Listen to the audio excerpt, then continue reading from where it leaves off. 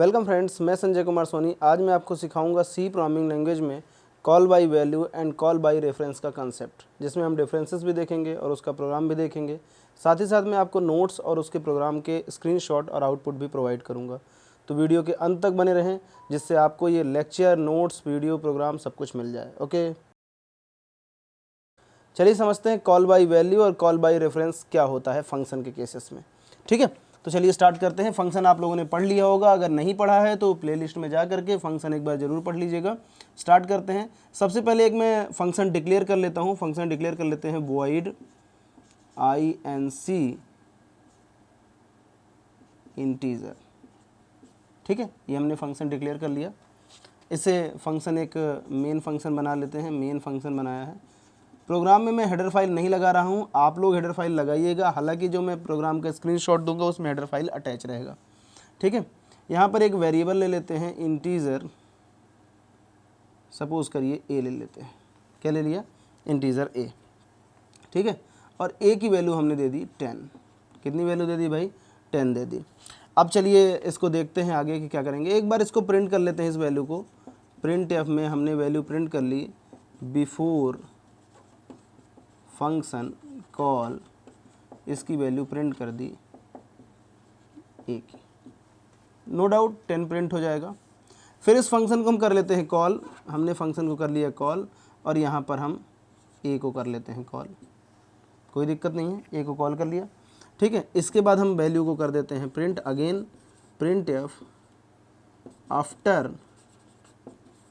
Function call percentage of D, और यहाँ पर ए को कर दिया प्रिंट। ठीक है, और गेट ch लगा दिया। ठीक है, ये हमने कर दिया क्या? मेन फंक्शन बना दिया। ध्यान से देखिएगा, हमने एक फंक्शन डिक्लेयर किया है, इसको मैं बता चुका हूँ, फॉरवर्ड डिक्लेरेशन बोलते हैं। एक मेन फंक्शन बनाया। मेन फंक्शन में हमने जो फंक्शन अपना वाला बनाया था, यूज़र डिफाइंड फंक्शन बनाया था, उसको हमने कर लिया क्या? कॉल। ठीक है, यहाँ तक तो आई थिंक कोई दिक्कत नहीं होगी। अब इस फंक्शन को जिसको हमने डिक्लेयर किया है, इसको हम कर लेते हैं डिफाइन। तो डिफाइन कैसे करेंगे? डिफाइन करने के लिए हम लिखते हैं पॉइंट वॉइड INC, और यहाँ पर इंटीजर p। ठीक है, क्या किया? इंटीजर p लिख दिया, और हमने इसको किया यहाँ पर भी एक प्रिंट एफ करके इसकी वैल्यू पहले प्रिंट कर लेते हैं, बिफोर फंक्शन एक्सप्रेशन। जो भी फंक्शन का एक्सप्रेशन होगा उसके पहले क्या वैल्यू होगी, और यहाँ पर परसेंटेज ऑफ डी, और p को कर दिया क्या? प्रिंट। p को क्या कर दिया? प्रिंट कर दिया।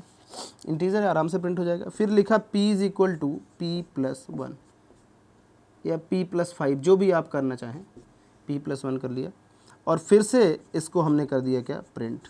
Print F after function expression, या वैल्यू जो भी लिखना है, या कॉलिंग, और यहाँ पर हमने फिर से p को कर दिया क्या? ठीक है, और ये फंक्शन को कर दिया क्लोज। ठीक है, इतनी चीज़ तो अभी समझ में आई होगी। अगर नहीं आई है तो चलिए इसको एक्सप्लेन कर देते हैं। सबसे पहले हमने एक फंक्शन बनाया जिसको फॉरवर्ड डिक्लेयर किया है। क्या किया भाई? फॉरवर्ड डिक्लेयर किया। ठीक है, मेन फंक्शन बनाया, यहाँ से हमारे प्रोग्राम का एंट्री स्टार्ट होगा। इंटीजर ए की वैल्यू हमने ले ली क्या? 10। ध्यान से सुनिएगा, यहाँ पे हम वैल्यू पे काम कर रहे हैं। इंटीजर ए की वैल्यू क्या ले लिया? 10। यहाँ पे वैल्यू 10 आया। प्रिंट एफ किया, वैल्यू हमारी प्रिंट हो जाएगी क्या? 10। ठीक है, फंक्शन यहाँ पे हमने कॉल किया INC। अब जैसे ही फंक्शन कॉल करते हैं, जैसे ही हमने ये फंक्शन कॉल किया, तो क्या होगा? ये फंक्शन ढूंढेगा कि हमारा प्रोटोटाइप कहाँ है। हमारा क्या है? प्रोटोटाइप कहाँ है। तो इसका प्रोटोटाइप मिल जाएगा यहाँ पे। ये फंक्शन का प्रोटोटाइप मिल गया कि हाँ भाई, इस टाइप का फंक्शन बना हुआ है, इसको आप कॉल कर सकते हैं, कोई दिक्कत नहीं है। ठीक है, ये यहाँ पे कॉल हो गया। अब क्या हुआ कि जब फंक्शन का प्रोटोटाइप मिला तो इसको कॉल कर रहे हैं, ये फंक्शन की कॉलिंग हो रही है। यहाँ पे मैं लिख देता हूँ कॉलिंग। ठीक है, फंक्शन की कॉलिंग हो रही है, तो ये फंक्शन अब अपनी डेफिनेशन के पास जाएगा कि भैया जो आपने प्रोटोटाइप बनाया है उसकी डेफिनेशन कहाँ है। तो फंक्शन की डेफिनेशन कहाँ आएगी? यहाँ पे आएगा। तो जो इस ये जो वैल्यू a है, इसकी एक कॉपी बन चुकी है। a के पास क्या है? 10 है। इसकी एक कॉपी बनेगी, और ये कॉपी मिल जाएगी किसको? इसको मिल जाएगी। किसको मिल जाएगी, कॉपी इसको मिल जाएगी। अब जब कॉपी इसको मिली तो ये क्या करेगा, p की वैल्यू को यहाँ पे करेगा प्रिंट। p के पास कितनी वैल्यू है भाई, 10 है। p के पास कितनी वैल्यू है, 10 है। तो यहाँ पे आएगा और फिर 10 प्रिंट करने के बाद p equal to p plus 1, यानी अब वैल्यू कितनी हो गई, 11। तो यानी अब जब प्रिंट होगा यहाँ पर तो क्या प्रिंट हो जाएगा, 11। ठीक है, इतनी बात तो क्लियर है। बोलोगे सर 3 प्रिंट ऑफ आपने बता दिया, 1 प्रिंट एफ यहाँ पे नहीं बताया। भाई अभी फंक्शन कॉलिंग कंप्लीट नहीं हुआ, अब फंक्शन कॉलिंग कंप्लीट हो गया है, ये दोनों प्रिंट हो गए। अब इस लाइन पे आएंगे, इस लाइन पे आएंगे क्योंकि इसकी एक कॉपी यहाँ गई है तो इस लाइन पे वैल्यूज़ में कोई इफेक्ट नहीं होगा, यहाँ की वैल्यू 10 ही प्रिंट होगी क्योंकि इनिशियल वैल्यू उसने चेंज नहीं की है। अब बोलोगे सर ये कुछ अभी कन्फ्यूज़न की स्थिति है, इसको थोड़ा सा और क्लियर करिए। तो चलो भाई इसको और क्लियर कर देते हैं, थोड़ा सा इसे और डिटेल में समझते हैं। यहाँ पर a इज इक्वल टू 10 है, यानी एक कोई मेमोरी क्रिएट हुई होगी जहाँ पर जिसका नाम क्या होगा, a होगा और उसकी वैल्यू कितनी होगी, 10 होगी। सपोज करो उसका मेमोरी एड्रेस भी समथिंग लाइक कुछ है। ठीक है, यहाँ पर जब इंटीजर p लिखा होगा तो फंक्शन के अंदर भी एक मेमोरी क्रिएट हुई होगी इसके लिए जिसका नाम p होगा। ठीक है, इसने क्या किया कि p ने इसकी एक कॉपी वैल्यू ली, यानी इसकी वैल्यू एक यहाँ पर आ गई 10, वैल्यू 10 आ गई। फिर इसने क्या किया, p is equal to p plus 1, यहाँ पर इसकी वैल्यू इंक्रीमेंट होकर के हो गई कितनी, 11। कितनी हो गई, 11। तो जब हमने इसके p को प्रिंट किया तो पहली बार 10 आया, पहली बार विदाउट एक्सप्रेशन प्रिंट किया था तो 10 आया, जब आफ्टर एक्सप्रेशन प्रिंट किया तो क्या आ जाएगा, 11 आ जाएगा। इस केस में अभी कोई चेंजेस नहीं हुआ है क्योंकि इसकी सिर्फ एक क्या आई है, कॉपी आई है यहाँ पर। ठीक है, इतनी चीज़ तो क्लियर है ना। ठीक है, अब देखो भाई जब कभी भी फंक्शन में यहाँ पर वैल्यू लिखी जाती है, वेरिएबल लिखा जाता है तो उसे बोलते हैं कॉल बाय वैल्यू। क्या बोलते हैं, call by value. Call by value के केस में कभी भी वो अपनी वैल्यू चेंज नहीं करता है, भले ही फंक्शन डेफिनेशन में अंदर कुछ भी हो रहा हो, यानी जो a की वैल्यू है वो अनचेंज रहेगी, उस पर कोई भी बदलाव नहीं होगा। ठीक है, इतनी चीज़ तो क्लियर है ना। अब देखो भाई इसको हम समझते हैं कॉल बाय रेफरेंस के उसमें एस्पेक्ट में। अभी तो कॉल बाय वैल्यू समझ में आ गया कि कॉल बाय वैल्यू में क्या होता है, नॉर्मल एक वैल्यू आती है, फंक्शन कॉल होता है और हमारा एक्सप्रेशन जो भी है वो सॉल्व हो जाता है, लेकिन ओरिजिनल वैल्यू पे कोई चेंजेस नहीं होती। हाँ भाई ओरिजिनल वैल्यू बोल रहा हूँ, ये क्या है, ए बार बार मैं बोल रहा हूँ, इसको बोलते हैं एक्चुअल पैरामीटर। क्या बोलते हैं, एक्चुअल। मैं यहीं पे मेंशन कर देता हूँ, एक्चुअल पैरामीटर। बोलोगे सर ये एक्चुअल पैरामीटर क्या है, तो भाई एक बात और मैं आपको बता दूं, इसकी एक सेपरेट वीडियो है एक्चुअल पैरामीटर और फॉर्मल पैरामीटर की, तो उसको देख लीजिएगा, उसमें ज़्यादा क्लियर हो जाएगा। हालांकि यहाँ पे बता देता हूँ, इसे बोलते हैं फॉर्मल पैरामीटर। क्या बोलते हैं, फॉर्मल पैरामीटर। ठीक है ना। तो ध्यान से देखिएगा भाई, जो डेफिनीशन में यूज़ होने वाला पैरामीटर है उसे फॉर्मल पैरामीटर, और जो कॉलिंग में यूज़ होने वाला पैरामीटर है उसे एक्चुअल पैरामीटर। तो अगर इसको थोड़ा सा प्रोग्रामिंग लैंग्वेज में बोला जाए तो कॉल बाय वैल्यू के केस में एक्चुअल पैरामीटर पे कोई भी इफेक्ट नहीं होता है, फॉर्मल पैरामीटर चेंज हो सकता है। क्यों, क्योंकि फॉर्मल पैरामीटर की वैल्यू एक्चुअल पैरामीटर की वैल्यू पे डिपेंड होती है। ठीक है, इतनी चीज़ क्लियर है ना। अब समझ लेते हैं भाई क्या call by reference. Call by value में इतना कंसेप्ट तो आपको समझ में आ गया होगा। अब कॉल बाय रेफरेंस की अगर हम बात करें तो जब कभी भी बात रेफरेंस की आती है तो रेफरेंस का मतलब ये है कि एड्रेस पे काम होने वाला है, और एड्रेस के लिए हमारे सी लैंग्वेज में पॉइंटर एक इम्पॉर्टेंट कंसेप्ट है। तो देखिएगा, ध्यान समझिएगा, इसी प्रोग्राम में हम पॉइंटर का यूज़ करके इसी वैल्यू को रेफरेंस के थ्रू कॉल कर लेंगे। कोई चेंजेस नहीं करना है, सिर्फ रेफरेंस पे ध्यान देना है। तो देखो भाई रेफरेंस की अगर हम बात कर रहे हैं कि हम रेफरेंस पे काम करेंगे, इसका मतलब हम किस पे काम करेंगे, पॉइंटर पे काम करेंगे। तो कुछ नहीं करना है, जो वैल्यूज़ कॉल बाय वैल्यू से कॉल हो रही है उसी को रेफरेंस यानी एड्रेस के थ्रू कॉल कर लेना है। किसके थ्रू कॉल कर लेना है, एड्रेस के थ्रू। तो हम देखिएगा माइनर सा चेंज कर रहे हैं, आप लोगों को आसानी से समझ में आएगा। पहला मैं चेंज कर रहा हूँ, डिक्लेरेशन में जो इंटीजर है उसको इंटीजर पॉइंटर बना देता हूँ। माइनर सा चेंज है, कोई दिक्कत नहीं है।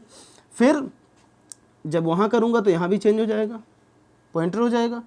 तो ये पॉइंटर ये भी हो जाएगा और ये भी पॉइंटर हो जाएगा, और यहाँ पर भी पॉइंटर हो जाएगा और यहाँ पर भी पॉइंटर हो जाएगा, ठीक है। लेकिन जब हम इसको वैल्यू देंगे तो पॉइंटर तो कोई वैल्यू लेता नहीं है, पॉइंटर क्या लेता है, किसी दूसरे वेरिएबल का एड्रेस। अगर पॉइंटर समझ में नहीं आता तो प्लेलिस्ट में है पॉइंटर का कंसेप्ट का लेक्चर, उसको देख लीजिएगा। जो पॉइंटर होता है वो क्या करता है, किसी भी वेरिएबल का एड्रेस होल्ड करता है। तो इस बार ये वैल्यू होल्ड नहीं करेगा, वैल्यू तो डायरेक्टली होल्ड कर रहा था पिछली बार, इस बार इसे देना पड़ेगा एड्रेस। क्या देना पड़ेगा, एड्रेस देना पड़ेगा। कोई चेंजेस नहीं है, प्रोग्राम एज इट इज़ है, सिर्फ उसमें क्या करना है, पॉइंटर अटैच कर देना है, पॉइंटर इंट्रोड्यूस कर देना है। तो देखो भाई, अब बोलोगे सर ये अभी यहाँ पर वैल्यू जा रही थी तो कोई दिक्कत नहीं थी, ये तो वैल्यू चेंज कर रहा था, लेकिन अब इस बार तो एड्रेस जा रहा, तो क्या एड्रेस चेंज करेगा? नहीं भाई, एड्रेस चेंज नहीं करेगा। इसको डायग्राम के थ्रू समझिए, फिर मैं इसे एक्सप्लेन करता हूँ, ठीक है। यहाँ पर अब है 10, इस बार इसने 10 नहीं लिया, इस बार ये क्या करेगा, एड्रेस ले रहा है। तो 1 2 5 6 आ गया, यहाँ पे एड्रेस आ गया। अब जब ये एड्रेस आ गया तो एड्रेस क्या करेगा, एड्रेस पे पॉइंटर जिसका भी एड्रेस होल्ड करता है उसकी वैल्यूज़ पे वर्क करता है। किस पे वर्क करता है, वैल्यूज़ पे।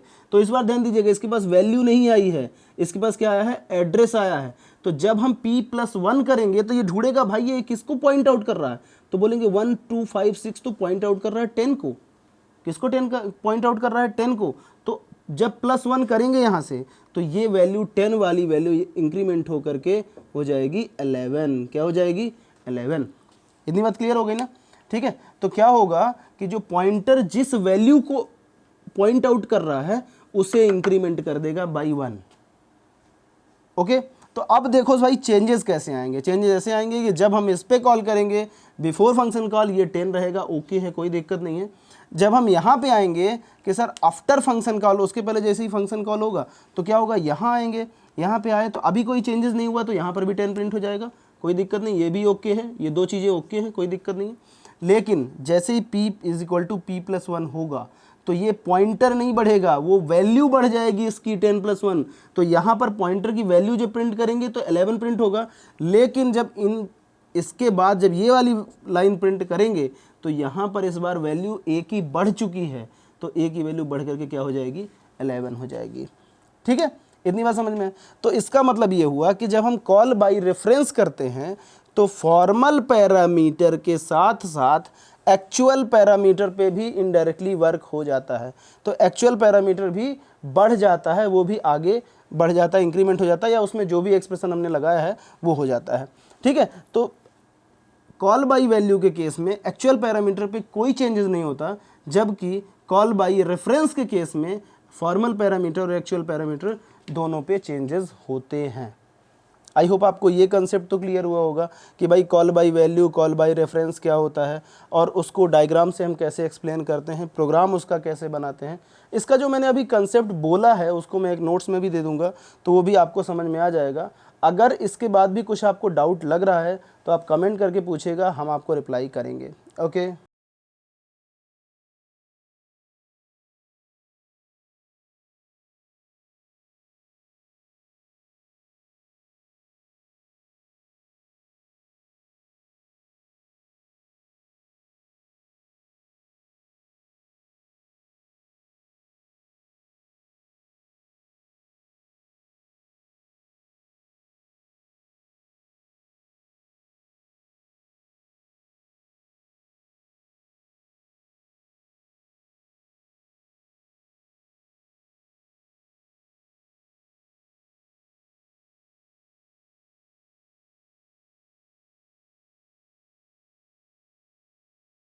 वीडियो को आपने अंत तक देखा उसके लिए बहुत बहुत धन्यवाद। अगर आप इस चैनल के लिए नए हैं तो चैनल को सब्सक्राइब कर लीजिए। वीडियो पसंद आया है तो लाइक करिए, अगर कोई डाउट है तो कमेंट करके बताइए, इसे अधिक से अधिक शेयर करिए। Thank you so much.